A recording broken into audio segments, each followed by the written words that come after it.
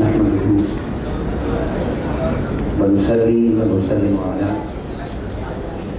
سيدنا ومولانا محمد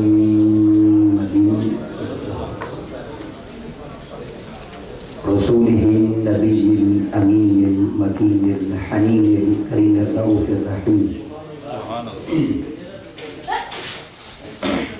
قال الله تبارك وتعالى في الكلام المجيد والفرقان الحميد: فقد لبثت فيكم أمرا من قبله أفلا تعقلون.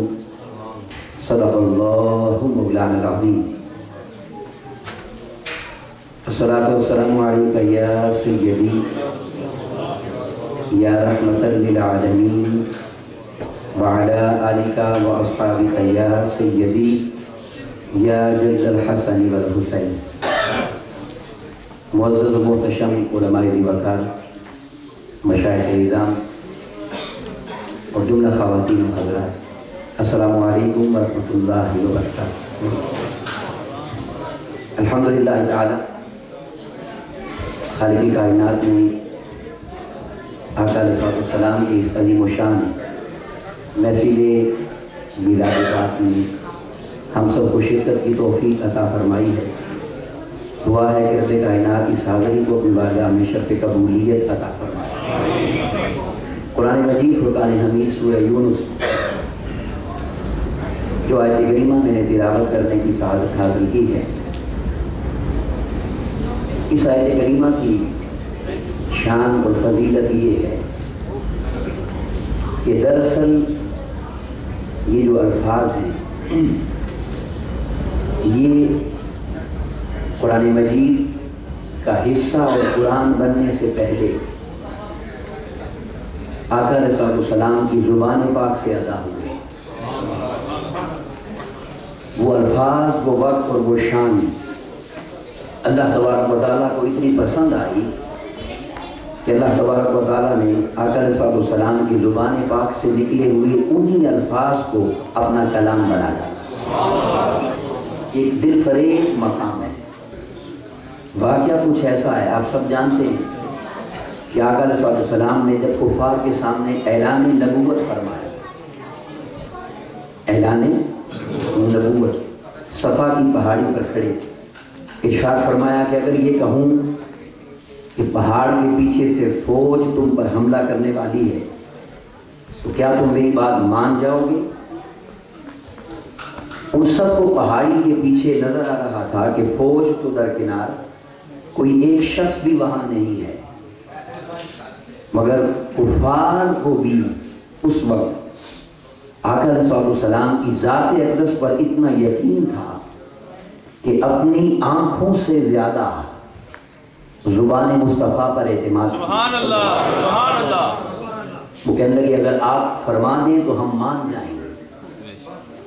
تو جب اعتماد اس قدر اظہار ہو گیا تو آقا علیہ السلام نے فرمایا کہ اگر مجھ پر اتنا اعتماد ہے کہ میری زبان سے سن کر بن دیکھی فوج کو مان رہے ہو، بن دیکھی فوج کو مان رہے ہو، تو آؤ اسی زبان سے سن کر بن دیکھے خدا کو بھی مان. سبحان اللہ. اب جن کا نصیب تھا وہ مان گئے اور جن کا نصیب نہ تھا وہ مان نہ سکے. مگر ہوا یہ کہ جب یہ بات فرمائی تو لوگوں نے سوال کیا کہ اگر آپ نبی ہیں تو ہمیں کوئی معجزہ دکھا دیں. اور یہ انبیاء کی تاریخ ہے جو میں نے بات کرنی تھی مگر وقت کی نزاکت میں صرف دو باتیں کر رہا ہوں. ہر نبی سے اعلان نبوت پر معجزہ مانگا گیا. کسی نے چمکتے ہوئے ہاتھ دکھائے، کسی نے مردے زندہ کر کے دکھائے، کسی نے مادر ذات نابینوں کو درست کر دیا، بیمار تھا صحت یاب ہو گیا. ہزاروں معجزات ہوتے رہے. مگر آقا علیہ السلام سے جب کہا کہ اگر اللہ کو منوانا چاہتے ہیں تو کوئی معجزہ دکھا دیں، تو آقا علیہ السلام نے جو جواب ارشاد فرمایا وہ یہ تھا کہ اگر تم نبوت کا معجزہ مانگتے تو میں تمہیں کوئی خارجی معجزہ دکھا دیتا، مگر چونکہ تم اب رب کی ذات کو ماننے پر معجزہ مانگ رہے ہو تو رب کی ذات کو منوانے کے لیے ایک ہی معجزہ ہے اور وہ یہ کہ ذرا نگاہ اٹھا کر دیکھو، میں نے اپنی مبارک زندگی کے 40 سال تمہارے درمیان گزارے ہیں، میری زندگی کا ایک ایک لمحہ تمہارے درمیان گزرا ہے، میرے صبح و شام، میرے دن رات تمہارے درمیان گزرے ہیں۔ نگاہ اٹھا کر دیکھو، میری زندگی، میری حیات، میری 40 سالہ زندگی اس رب کے ایک ہونے کی سب سے بڑی دلیل ہے۔ میری حیات اللہ کی دلیل اور معجزہ ہے۔ سامعین بغار، آقا علیہ السلام نے اپنی 40 سالہ مبارک زندگی کو معجزہ بیان فرمایا۔ یہ عدالت کو اتنی پسند آئی کہ میرے محبوب کے شب و روز میری ذات کی دلیل بن رہے ہیں۔ رب کائنات نے اپنے محبوب کے ان الفاظ کو قیامت تک کے لیے قرآن کا کلام بنانا۔ یہ وہ الفاظ ہیں، فَقَدْ لَبِثْتُ فِيكُمْ عُمُرًا مِّن قَبْلِهِ أَفَلَا تَعْقِلُونَ، کیا تم عقل نہیں رکھتے؟ میں نے ساری زندگی جو تمہارے درمیان گزاری ہے۔ سامعین کی وقت آقا علیہ السلام نے اپنی ذات کو بطور معجزہ پیش فرمایا۔ میں صرف ایک عقیدے کی وضاحت کرنا چاہتا ہوں۔ کچھ لوگ جان بوجھ کر یا جوش خطابت میں کہہ جاتے ہیں کہ اعلان نبوت سے نبوت کا آغاز ہوا۔ استغفر اللہ العظیم۔ تو بڑی سادہ سی بات ہے سمجھنے کے لیے کہ نبوت کی دلیل جس زندگی کو بنایا جا رہا ہے، کیا کوئی غیر نبی کسی نبی کی دلیل ہو سکتا ہے؟ کوئی جو نبوت سے زندگی خالی ہے، معاذ اللہ اگر خالی ہے تو وہ نبوت کی دلیل نہیں بنتی۔ میرے آقا نے اپنی حیات، 40 سالہ حیات جو اعلان سے قبل ہے، اسے نبوت کی دلیل اس لیے بنایا کہ 40 سال تو 40 سال ہیں، یہ تو اس وقت بھی نبی تھے جب دن اور رات اور وقت کا وجود بھی نہ تھا، جب کائنات میں کسی شے کا ظہور بھی نہ تھا، ایک رب تھا، ایک نور محمد مصطفیٰ تھا، اور اسے اللہ تبارک و تعالیٰ نے نبوت عطا فرما رکھی۔ آقا علیہ السلام نے اپنی حیات کو معجزہ فرمایا۔ میری بات معجزے کے متعلق کرنا چاہتا ہوں، یاد رکھ لیں، معجزہ اسے کہا جاتا ہے جسے عقل جان نہ سکے، جسے عقل پہچان سمجھ نہ سکے، اور معجزہ اسے کہا جاتا ہے جس کی مثل نہ ہو۔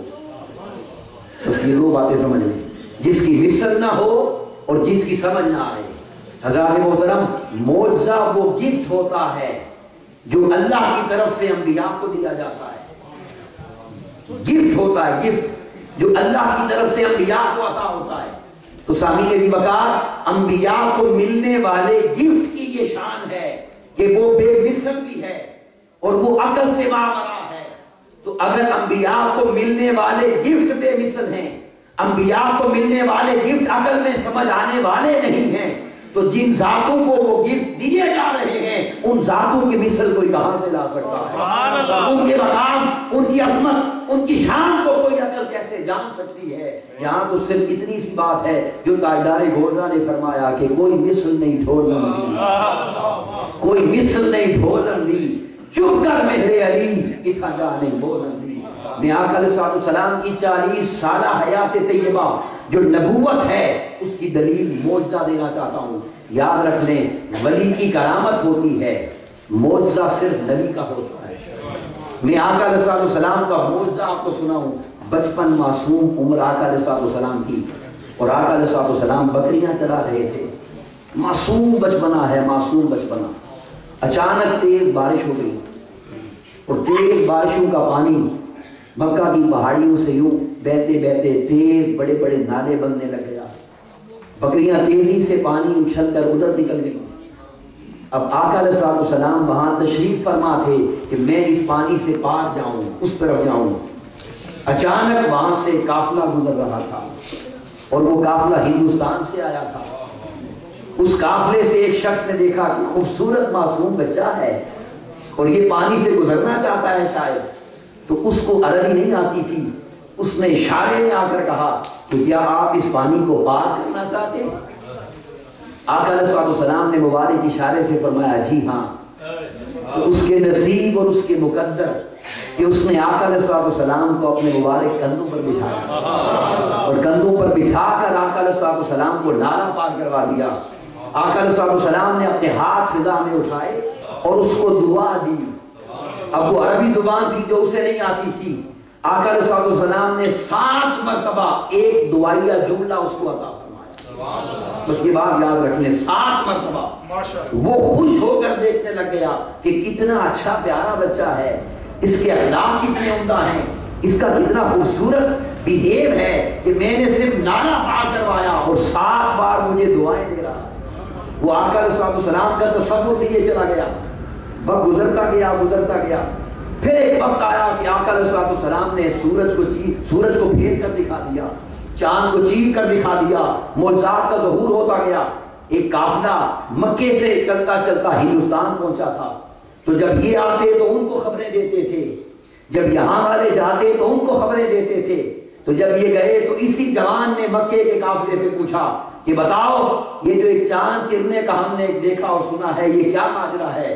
تو مکہ کے لوگوں نے کہا ہاں، وہ جس نے چاند چیرا ہے وہ محمد ہیں، اور وہ مکہ میں تشریف فرما ہیں، اور وہ نبوت کا اعلان کرتے ہیں کہ میں اللہ کا نبی ہوں۔ اس جوان کے دل میں یہ خواہش پیدا ہوئی کہ چلو مکہ چلتا ہوں، میں بھی اس نبی کی زیارت کرتا ہوں، اور میں بھی ان کے سامنے بیٹھ کر کلمہ پڑھ لوں گا۔ ارادہ کرتے کرتے 6 مہینے گزر گئے، قافلہ لے کر چل پڑے۔ جب کئی سال گزر کے سفر کر کے مکہ پہنچے تو مکہ کی خبر ہوئی کہ وہ ہجرت کر کے مدینہ طیبہ چلے گئے ہیں۔ مکہ سے مدینہ طیبہ کا ارادہ کیا۔ جب مدینہ طیبہ پہنچے تو آقا علیہ السلام صحابہ کے جرمن میں مسجد نبوی میں تشریف فرما تھے۔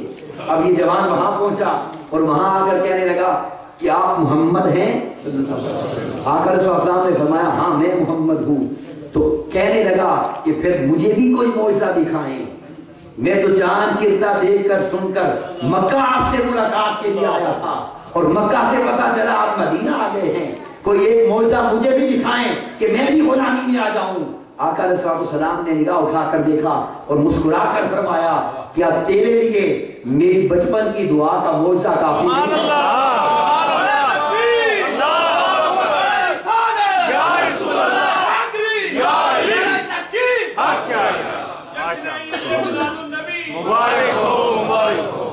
کیا تیرے لیے میری بچپن کی دعا کا معجزہ کافی نہیں ہے؟ اب وہ سمجھ گیا کہ یہ تو وہی نور ہے جس نور کی میں نے زیارت وہاں پر کی تھی، اور وہ سعادت مجھے مل گئی تھی، قدموں میں گر کے مسلمان ہو گیا۔ آقا نے فرمایا یاد کر وہ جو دعا تجھے دی تھی وہ میں نے درازی عمر کی دی تھی، میں نے 7 مرتبہ لمبی عمر کی دعا کی تھی، اللہ تجھے 700 سال کی زندگی عطا فرمائے۔ وہ آقا علیہ السلام کے صحابی جنہیں بابا رتن ہندی کے نام سے دنیا جانتی ہے، بابا رتن ہندی جنہیں اللہ تبارک و تعالیٰ نے آقا علیہ السلام کی صحبت اور صحابیت سے نوازا ہے۔ تو سامعین عزیز وقار، یہ بچپن کا معجزہ آقا علیہ السلام کی نبوت کی دلیل ہے۔ میں اس معجزے پر جو ایک جملہ اور 2 باتیں کہنا چاہ رہا ہوں وہ یہ ہے، یاد رکھ لیں آقا علیہ السلام نے چونکہ اپنی ذات کو معجزہ فرمایا، تو میں آپ کو ایک عقیدہ اور ایک سوچ دینا چاہتا ہوں، بڑا اچھا زاویہ ہے، آپ کو سوچ کا ملے گا۔ جب ذات معجزہ ہو گئی تو شان یہ بنی کہ اس ذات سے جو ادا بھی ہوئی، جس ادا کی نسبت اس ذات سے ہوئی، رب نے اس ادا کو بھی معجزہ بنا دیا، اس ادا کو بھی معجزہ بنا دیا۔ جس شے کی نسبت اس ذات سے ہوئی، جس شے کی نسبت، رب نے اس شے کو بھی معجزہ بنا ڈالا۔ بس یہ 2 باتیں کرنا چاہتا ہوں۔ اب اداؤں پر قرآن کی دلیل دے دیں، 1.25 لاکھ انبیاء ہیں، ہر نبی کا رب نے ذکر فرمایا، ان کی حیات میں جتنا اللہ نے چاہا ذکر فرمایا، ان کے سفروں کا ذکر ہوا، ان کی زندگی کے مبارک واقعات کا ذکر ہوا۔ حضرت یوسف علیہ السلام کی پوری صورت پر رب کائنات نے آپ کی ساری حیات کا نقشہ کھینچا، آپ کے سفر کا ذکر ہوا۔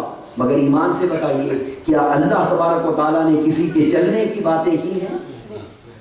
بولیے، اسی جہاں پر ہم طواف کرتے ہیں مکہ میں، اللہ سب کو لے جائے، وہاں اس خیال سے جایا کریں کہ جہاں ہم طواف کرتے ہیں وہاں ہمارے طواف کے نیچے کئی انبیاء کرام کے مزارات ہیں جو وہاں تشریف فرما رہے ہیں، انہوں نے بھی طواف کی، وہ بھی حاضری کرتے رہے، مگر رب کائنات نے ذکر نہ فرمایا۔ اب جب آقا علیہ السلام کی باری آئی اور آقا علیہ السلام کے مبارک قدموں نے چلنا فرمایا اور آقا علیہ السلام نے خرام ناز فرمایا مکہ کی سرزمین پر، رب کائنات نے فرمایا کہ چلے تو سارے ہیں مگر اب چلنے کا تعلق چونکہ تجھ سے ہو گیا ہے تو تیرا چلنا بھی چونکہ معجزہ ہے، تو قرآن میں فرمایا لا اقسم بہذا البلد، اے محبوب کے مکے کی زمین جب تیرے قدموں کے بوسے لے رہی ہے تو میں رب ہو کر اس شہر کی قسم کھاتا ہوں، اس لیے کہ وانت حلم بہذا البلد، کہ جب تو چلتا ہے تو اس زمین کی قسم کھانے کو جی کرتا ہے۔ رب کائنات نے آقا علیہ السلام کے چلنے سے زمین کی قسم کھائی، کیونکہ آقا علیہ السلام سب کا چلنا چلنا تھا، اور ان کا چلنا جب ہوا تو وہ معجزہ ہو گیا۔ سامعین وقار، یہاں لا کا معنی نہیں بھی ہوتا ہے، ہم اس مکہ کی قسم نہیں کھاتے، کیوں؟ فرمایا وَأَنْتَ حِلٌّ بِهَذَا الْبَلَدِ، کیونکہ ہم قسم کھا رہے ہیں آپ کے چلنے سے، تو جب آپ مدینہ چلے جائیں گے تو پھر ہم نے اس کی قسمیں کیا کھانی، پھر مدینے کی بات کریں گے۔ فرمایا ہاں، اب لوگ سوال کرتے ہیں کہ اگر یہ نہیں ہے تو کیا مدینے کی قسم ہے کوئی؟ تو سن لیں، مکہ کی تو صرف قسم تھی، مکہ کی تو صرف قسم تھی، جب مدینہ میں میرے آقا نے کرام ناز فرمایا تو رب نے فرمایا محبوب اب صرف قسم نہیں کھاتے، اعلان کر دو جہاں صبح شام آپ چلتے ہیں یہ دنیا ہے ہی نہیں، یہ تو ہے ہی جنت۔ ما بین بیتی و منبری روضۃ من ریاض الجنہ، ارے مکہ کی زمین نے میرے قدموں کے بوسے لیے، رب نے اس کی قسم کھائی، مدینہ کی زمین نے میرے قدموں کے بوسے لیے، رب نے اس زمین کو ہی جنت بنا ڈالا۔ سامنے وقار، چلے تو ذکر ہے، بولے تو ذکر ہے، مسکرائیں تو ذکر ہے، مگر چیز کی نسبت پر صرف ایک ایمان افروز حدیث پاک کو اجازت چاہتا ہوں کہ اور میں کس کی بات کروں؟ میں آقا علیہ السلام کے بول مبارک کی بات کرتا ہوں، آقا علیہ السلام کے پیشاب مبارک کی بات کرتا ہوں، پھر آپ اندازہ کریں کہ ذات کی عظمت کیا ہے۔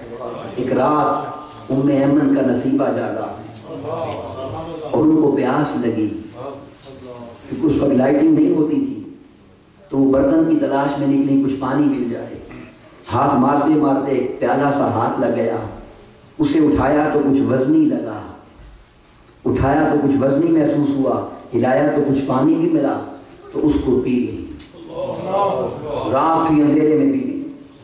صبح آقا علیہ السلام نے فرمایا ام ایمن وہ برتن پڑا ہے اٹھا کر ذرا باہر گرا دو۔ عرض کرتی ہیں حضور گراؤں کیوں، کیا راز ہے؟ آقا علیہ السلام نے فرمایا رات مجھے حاجت تھی تو میں نے اس میں بول مبارک فرمایا تھا۔ جب یہ بات سنی تو عرض کرنے لگی حضور پھر میرے نصیب کہ اسے گرانا کیا، وہ تو میں نے رات ہی خود میں نے پی لیا ہے۔ توجہ کیجئے گا الفاظ پر۔ عرض کرتی ہے میرے آقا وہ اتنا ٹھنڈا تھا اور اس میں ایسی خوشبو تھی کہ مجھے پی کر بھی سکون نہ ملا، میں نے تو پیالہ چاٹ بھی لیا تھا۔ یہ بات سن کر آقا علیہ السلام مسکرائے اور آقا علیہ السلام نے خیرات کیا عطا فرمائی۔ سنیے میرے آقا نے فرمایا ام ایمن تو نے پی لیا ہے؟